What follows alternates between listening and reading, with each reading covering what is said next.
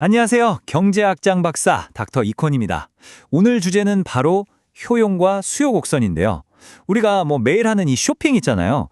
이 안에 사실 엄청난 경제학적 논리가 숨어 있다는 거 지금부터 저랑 같이 한번 파헤쳐 보시죠. 자, 이런 질문 한번 던져볼게요. 어떤 물건 가격이 오르면 우리 왜 그걸 덜 사게 되는 걸까요? 에이, 당연한 거 아니야? 싶으시죠? 근데 그 답이 생각보다 훨씬 더 깊은 곳에 있습니다. 사실 이 질문 안에 경제학의 아주 중요한 원리가 숨어 있거든요. 그 열쇠, 지금부터 같이 찾아보자고요. 자, 오늘 우리가 살펴볼 내용들입니다.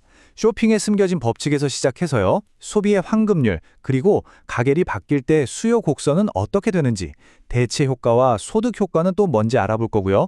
마지막엔 아주 흥미로운 예외, 기펜제라는 것도 다뤄볼 겁니다. 자, 그럼 바로 첫 번째 주제부터 들어가 보죠. 첫 번째, 쇼핑에 숨겨진 법칙입니다. 부제는 왜 하나 더가 항상 좋지만은 않을까인데요. 이게 무슨 말이냐면 바로 우리의 만족감을 지배하는 아주 핵심적인 개념, 한계요용 체감의 법칙, 이걸 들여다볼 거란 얘기입니다. 자, 한계유용 이게 뭘까요? 말은 좀 어려운데 진짜 별거 아니에요. 여러분, 배고플 때 피자 시켰다고 상상해 보세요. 와, 그 첫 조각 진짜 세상에서 제일 맛있죠? 두 번째 조각도 맛있어요. 근데 한 네 조각, 다섯 조각째 먹으면 어때요? 처음 그 감정이 오나요? 아니죠. 바로 그거예요. 하나 더 먹을 때 추가로 느끼는 그 만족감. 그게 바로 한계효용입니다. 그리고 방금 그 피자 이야기에서처럼 뭔가를 계속 소비하다 보면 추가로 얻는 만족감이 점점 줄어들잖아요. 이걸 경제학에서는 한계효용 체감의 법칙이라고 부릅니다. 우리가 뭔가를 살지 말지 결정하는 모든 선택의 배경에는 바로 이 근본적인 원리가 깔려 있는 겁니다. 아주 중요해요. 자, 두 번째 주제, 소비의 황금률입니다. 어떻게 하면 우리의 행복을, 그러니까 만족감을 극대화할 수 있을까? 이 한계요용 체감의 법칙을 알았으니 이제 이걸 이용해서 우리가 가진 돈으로 어떻게 최고의 만족감을 뽑아낼 수 있는지 그 방법을 알아봐야겠죠? 그 방법이 바로 이겁니다. 최적 소비의 법칙이라는 건데요. 거창하게 들리지만 사실은 여러분의 돈으로 최대의 만족감을 얻기 위한 일종의 황금률이에요. 핵심은 우리가 맨날 말하는 그 가성비 있잖아요. 그 가성비의 균형을 완벽하게 맞추는 겁니다. 자, 그럼 그 가성비의 균형 어떻게 맞추냐? 바로 이 수식을 한번 보세요. 와, 수식 나왔다고 벌써 머리 아프시면 안 됩니다. 이거 되게 간단해요. MU는 한계효용, P는 가격이에요. 그러니까 왼쪽은 1번 상품의 1원당 만족감, 오른쪽은 2번 상품의 1원당 만족감이죠.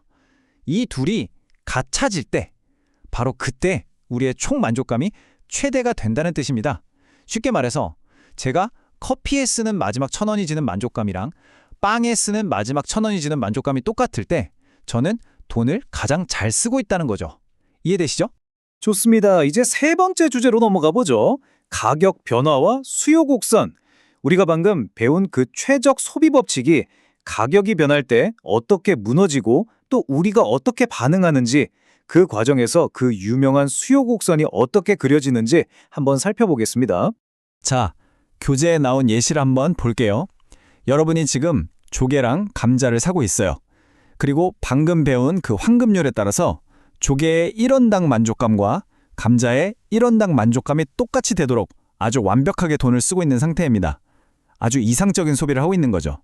균형이 딱 맞아요. 그런데 갑자기 조개 가격이 확 올랐다고 쳐봅시다. 그럼 어떻게 될까요? 수식을 보세요. 조개 쪽 분모인 가격, P가 커졌으니까 전체 값은 작아지겠죠? 이제 조개의 1원당 만족감이 감자보다 더 낮아진 거예요. 완벽했던 이 가성비 저울이 그냥 확 기울어버린 겁니다. 불균형 상태가 된 거죠. 자, 이 기울어진 저울 여러분이라면 어떻게 다시 균형을 맞추시겠어요? 간단하죠? 가성비가 나빠진 조개는 이제 덜 사고 상대적으로 가성비가 좋아진 감자를 더 사면 됩니다. 바로 이겁니다.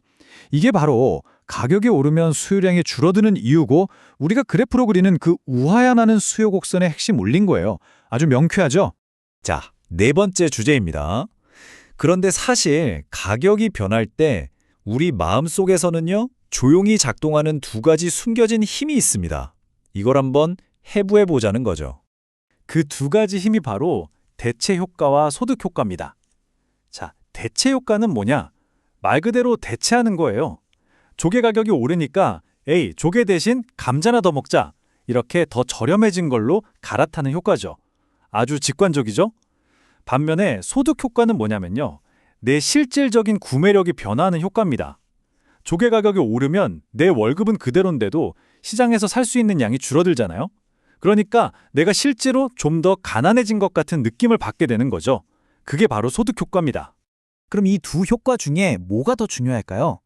일반적으로 우리가 사는 대부분의 물건에 대해서는 이 대체 효과가 소득 효과보다 훨씬 더 강력하게 작용합니다.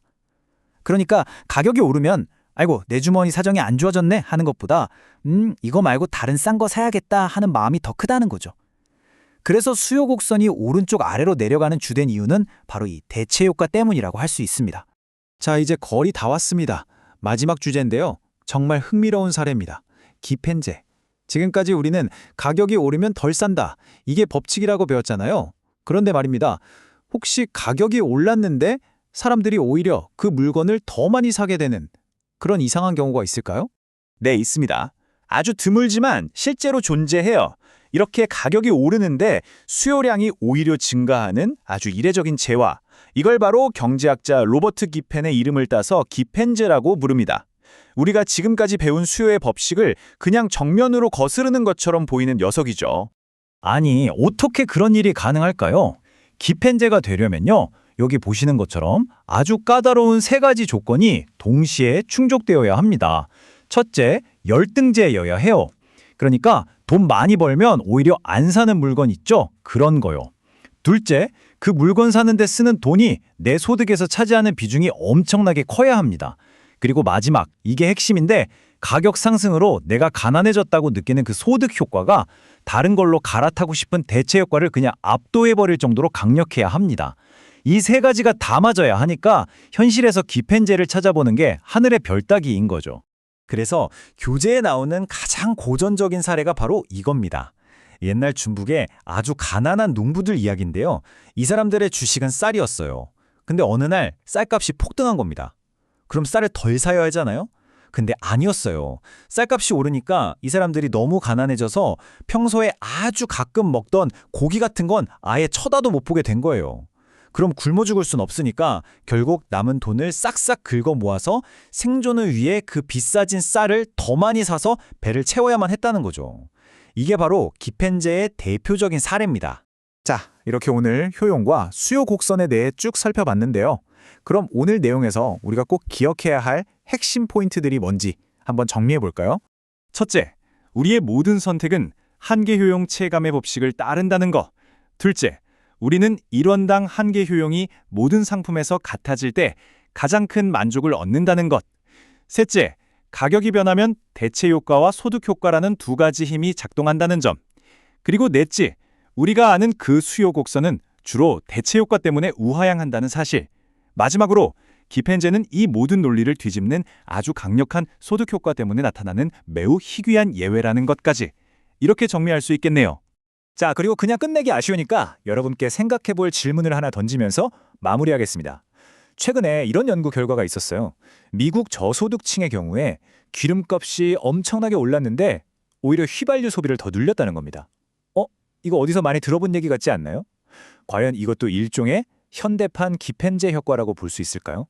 여러분도 한번 깊이 생각해 보시면 정말 재미있을 겁니다.